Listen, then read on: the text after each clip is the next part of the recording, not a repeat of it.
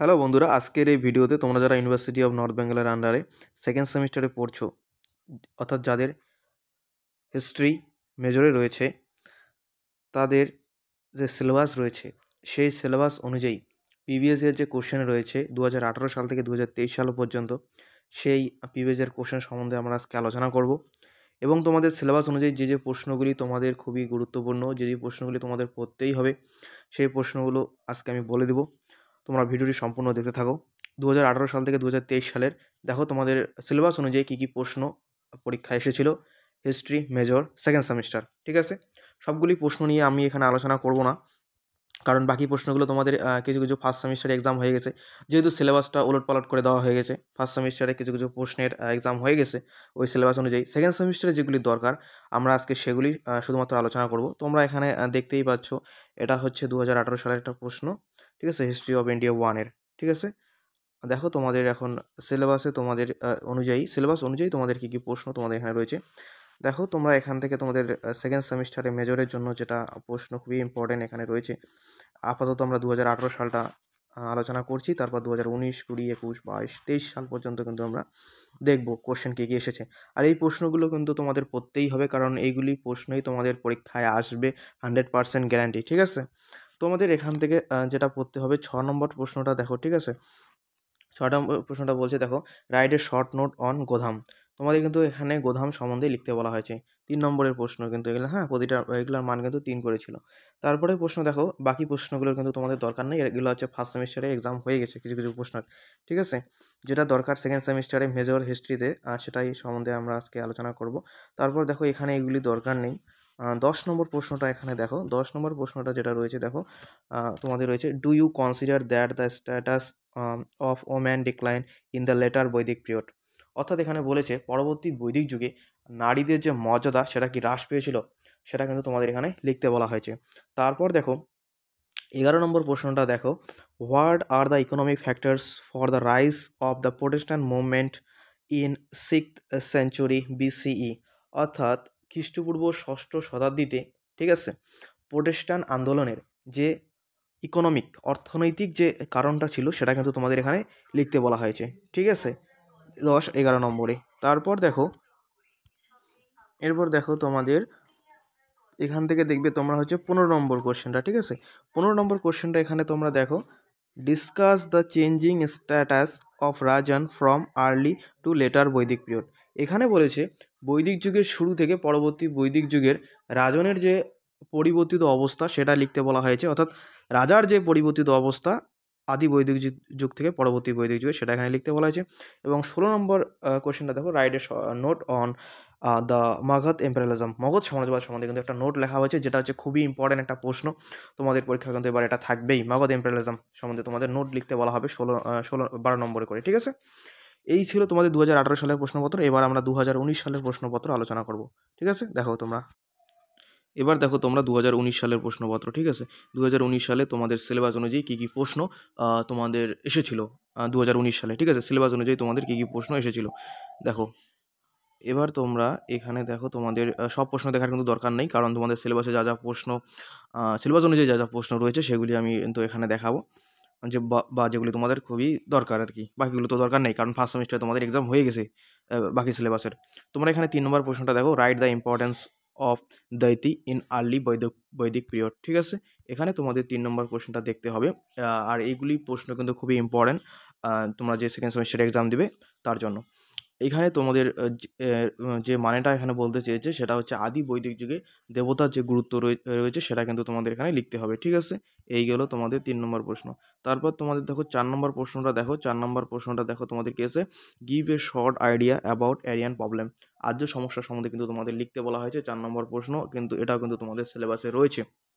ঠিক আছে, এগুলি কিন্তু 3 নম্বরই প্রশ্ন। ঠিক আছে, তোমরা কিন্তু এই প্রশ্নগুলি ভালো করে পড়বে, আমি গ্যারান্টি দিচ্ছি এখান থেকে তোমরা 80% কমন পাবে। ঠিক আছে, এবার দেখো তোমাদের এখানে 5 নম্বরের দরকার নেই। 6 নম্বর প্রশ্নটা দেখো, 6 নম্বর প্রশ্নটা তোমাদের যেটা বলা হয়েছে, নেম দ্য ষোড়শ মহাজনপদ। এখানে ষোড়শ মহাজনপদের যে 16টা মহাজনপদ সেটার নাম লিখতে বলা হয়েছে। এটা কিন্তু তোমাদের খুব ভালো করে মুখস্থ করতে হবে। ঠিক আছে, এবার দেখো তোমাদের সিলেবাস অনুযায়ী কী কী প্রশ্ন রয়েছে 2019 সালে এসেছিল আর বাকি প্রশ্নগুলো কিন্তু দরকার নেই, কারণ সিলেবাসটা কিন্তু একদম ওলটপালট করে দেওয়া হয়েছে। বাকি প্রশ্নগুলো পড়ার তোমাদের কোনো দরকার নেই, তোমাদের সিলেবাসটা আরও ছোট্ট করে দেওয়া হয়েছে, তার জন্য বাকি প্রশ্নগুলো দেখার দরকার নেই। একবারে তোমরা এগুলো দরকার নাই, দেখো একবারে তোমরা দেখবে এখান থেকে। এবার দেখো গ্রুপ সির যেটা হচ্ছে 12 নম্বরই আসে, এখানে দুইটা লিখতে লাগে, সেটা হচ্ছে 16 নম্বর প্রশ্নটা দেখো তোমাদের এখানে বৈদিক যুগ থেকে দেওয়া হয়েছে। কোশ্চেনটা দেখো 16 নম্বর প্রশ্নটা তোমরা দেখো এখানে, discuss the role of varna played during the Vedic times. ঠিক আছে, এর মানে হলো বৈদিক যুগে বর্ণের যে ভূমিকা সেটা আলোচনা করতে বলা হয়েছে। তারপরের প্যারাটা দেখো, তারপরে লেজুর কোশ্চেন দিয়েছে দেখো, was it the sole identity available to mean of this period. তার মানে হলো এটি কি এই সময়ের, ঠিক আছে, পুরুষদের একমাত্র পরিচয় ছিল? এটি কি এই সময়ের পুরুষদের একমাত্র পরিচয় ছিল? ঠিক আছে, এই প্রশ্নটির উত্তর কিন্তু তোমাদের লিখতে বলা হয়েছে। তোমাদের প্রশ্ন কিন্তু হুবহু এটাই আসতে পারে। ঠিক আছে, এবার আমরা আলোচনা করব পরবর্তী সালের প্রশ্নপত্র। ঠিক আছে, তোমরা ভিডিওটি কন্টিনিউ দেখো। এবার দেখো এটা 2020 সালের প্রশ্নপত্র। ঠিক আছে, এখানে তোমাদের কিন্তু 2020 সালে যে পরীক্ষাটা হয়েছিল সেটা অ্যাসাইনমেন্ট বেসড এক্সামটা হয়েছিল, সেই হিসেবে কিন্তু তখন কোশ্চেনটা করা হয়েছিল। ঠিক আছে, তখন কিন্তু 20 মার্কসের সব কোশ্চেন দেওয়া হয়েছিল। তবুও দেখো তোমাদের সিলেবাস অনুযায়ী কী কী প্রশ্ন এখানে এসেছিল। ঠিক আছে, 2020 সালে তোমাদের এখানে এখানে ফার্স্টেরগুলো দেখার দরকার নাই, তোমাদের যেটা সিলেবাস অনুযায়ী দেখার দরকার রয়েছে দেখো 5 নম্বরটা। ঠিক আছে, 5 নম্বরটা তোমাদের কিন্তু এখানে দেখার দরকার রয়েছে, এই 5 নম্বরটা। ঠিক আছে, দেখো এটা কি রয়েছে, 5 নম্বরটা তোমাদের রয়েছে দেখো, critically discuss the Aryan debate. তার মানে হলো 5 নম্বরটা বলছে তোমাদের আর্য বিতর্ক নিয়ে একটি সমালোচনা লিখতে বলা হয়েছে। ঠিক আছে, তোমাদের 6 নম্বরটা দেখো তোমাদের, right a note on the socio economic condition of India during বৈদিক পিরিয়ড। ঠিক আছে, এই 6 নম্বরটা তোমাদের যেখানে বলছে এটার মানে হলো বৈদিক যুগে ঠিক আছে, ভারতের যে আর্থসামাজিক অবস্থা তার উপর কিন্তু একটা নোট লিখতে বলা হয়েছে। বৈদিক যুগে ভারতের আর্থসামাজিক অবস্থার উপর একটা নোট লিখতে বলা হয়েছে। এই কিন্তু পাওয়া যায় 6 নম্বরটা কিন্তু তোমাদের এখানে 2020 সালে তোমাদের সিলেবাস অনুযায়ী কিন্তু এই দুটি প্রশ্ন এসেছিল। ঘুরে ফিরে তোমরা দেখবে এইগুলি প্রশ্নই পরীক্ষায় এসে গেছে। ঠিক আছে, কাজেই তোমরা এইগুলি প্রশ্নগুলো কিন্তু ভালো করে পড়বে। ঠিক আছে, তারপরে দেখো 2021 সালে তোমাদের কী কী প্রশ্ন এসেছে। এবার দেখো এটা 2021 সালের প্রশ্নপত্র। ঠিক আছে, দেখো তোমাদের সিলেবাস অনুযায়ী 2021 সালে কী কী প্রশ্ন দেওয়া হয়েছিল। তোমরা এখানে যেটা দেখবে, তোমরা এখানে 2 নম্বর প্রশ্নটা দেখো।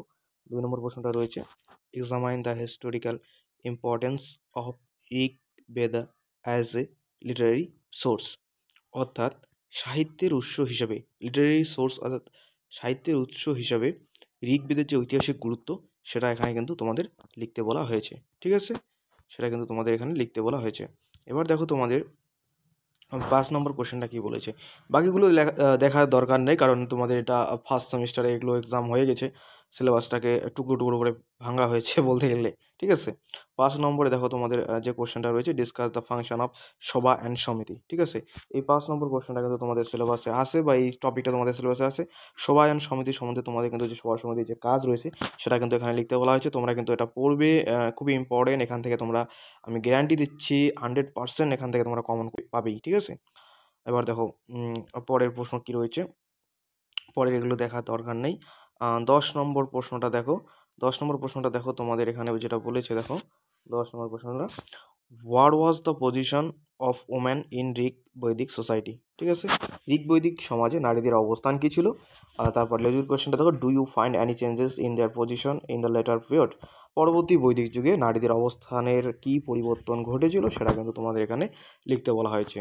তারপর দেখো বাকিগুলো দেখার তোমাদের দরকার নেই। তারপর আমরা একদম চলে যাব সেকশন সিতে, 16 নম্বর প্রশ্ন। ঠিক আছে, 16 নম্বর প্রশ্ন এখানে তোমরা দেখো, discuss the political structure of the Vedic age with a special reference to the position of rajan. Rajan বলতে এখানে রাজার কথা বলা হয়েছে। ঠিক আছে, অর্থাৎ এখানে তোমাদের বৈদিক যুগে যে রাজার যে অবস্থান এবং বৈদিক যুগে যে রাজনৈতিক পরিকাঠামোটা রয়েছে সেটা কিন্তু তোমাদের এখানে লিখতে বলা হয়েছে। ঠিক আছে, এই ছিল তোমাদের কোশ্চেন। এবার দেখো এটা 2022 সালের প্রশ্নপত্র। ঠিক আছে, 2022 সালের প্রশ্নপত্র, এখানে তোমাদের সিলেবাস অনুযায়ী কী কী প্রশ্ন এসেছিল সেটা তোমরা দেখে নাও। ঠিক আছে, দেখো এখানে তোমাদের যেগুলি দেখতে হবে বা যে প্রশ্নটি দেখতে হবে সেটা হচ্ছে তোমাদের 4 নম্বর প্রশ্নটি। দেখো 4 নম্বর প্রশ্নটি রয়েছে দেখো, write a short note on the chief characteristics of বৈদিক রিলিজন। অর্থাৎ তোমাদের এখানে বৈদিক ধর্মের যে প্রধান বৈশিষ্ট্যগুলি রয়েছে সেটা কিন্তু তোমাদের এখানে লিখতে বলা হয়েছে 4 নম্বরে। ঠিক আছে, তারপরে দেখো তোমাদের এখানে 5 নম্বর প্রশ্ন। 5 নম্বর প্রশ্নটা কিন্তু তোমাদের সিলেবাস অনুযায়ী রয়েছে। What are the basic difference between Shvetambara and Digambara? অর্থাৎ শ্বেতাম্বর এবং দিগম্বরের যে মধ্যে যে বেসিক পার্থক্যটা রয়েছে সেটা কিন্তু তোমাদের এখানে লিখতে বলা হয়েছে 5 নম্বরে। ঠিক আছে? এই 4 নম্বর আর 5 নম্বরটা কিন্তু তোমাদের এখানে দেখতে হবে। এবার দেখো তোমাদের আর কি প্রশ্ন রয়েছে 2022 সালের যেগুলি এসেছিল। 11 নম্বর প্রশ্নটা তোমরা দেখো। 11 নম্বর প্রশ্নটি তোমাদের এখানে যেটা বলেছে দেখো, 11 নম্বর প্রশ্নটি সেটা হচ্ছে what are the main features of the iron age culture with special reference to printed grey ware and northern black polished ware? অর্থাৎ এখানে তোমাদের কিন্তু লৌহ যুগের যে সাংস্কৃতিক যে প্রধান বৈশিষ্ট্য রয়েছে সেটা কিন্তু তোমাদের এখানে লিখতে বলা আছে। লৌহ যুগের সাংস্কৃতিকের যে প্রধান বৈশিষ্ট্য এটাও কিন্তু তোমাদের সিলেবাসে রয়েছে।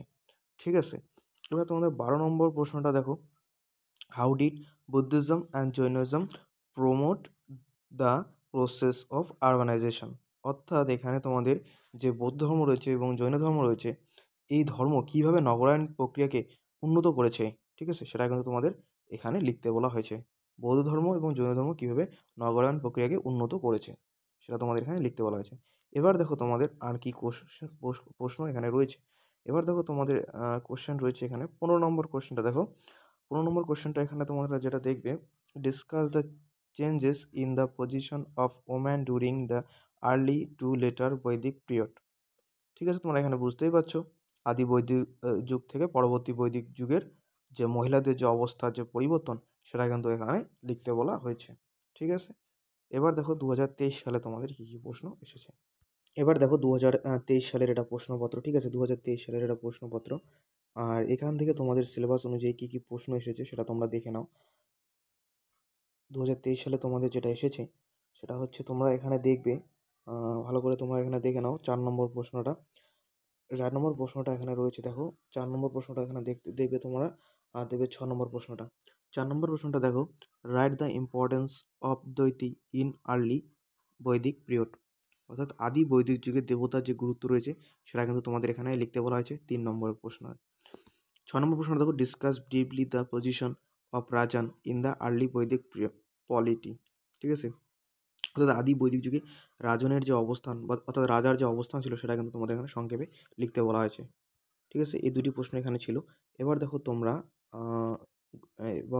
তোমরা পরের প্রশ্ন কী রয়েছে। 7 নম্বর প্রশ্নটা তোমরা এখানে দেখো। 7 নম্বর প্রশ্নটা দেখো, হোয়াট ইজ এ বেদ? অর্থাৎ তোমাদের কিন্তু এখানে বেদ সম্বন্ধে কিন্তু লিখতে বলা হয়েছে। Discuss the 4 Veda briefly. সংক্ষেপে 4টি বেদ সম্বন্ধে তোমাদের লিখতে বলা হয়েছে। এটা হচ্ছে ঋক, সাম, যজুর এবং অথর্ব। এই 4টি বেদ সম্বন্ধে কিন্তু তোমাদের এখানে সংক্ষেপে লিখতে বলা হয়েছে। এবার দেখো তোমরা এখানে 11 নম্বর প্রশ্নটা, বাকিগুলো দেখার কিন্তু তোমাদের দরকার নেই, সেটা তোমরা ভালো করেই জানো। 11 নম্বর প্রশ্নটা দেখো, write a short note on source to study Buddhism. অর্থাৎ তোমাদের এখানে বৌদ্ধ ধর্মের কিন্তু অধ্যয়নের যে উৎস হিসেবে সেটা কিন্তু তোমাদের একটা নোট লিখতে বলা হয়েছে। ঠিক আছে, এবার দেখো তোমরা পরের কোশ্চেন তোমাদের কী কী রয়েছে। তারপরে এগুলো তোমাদের তো দেখার দরকার নেই। এবার তোমরা দেখবে হচ্ছে 16 নম্বর প্রশ্নটা।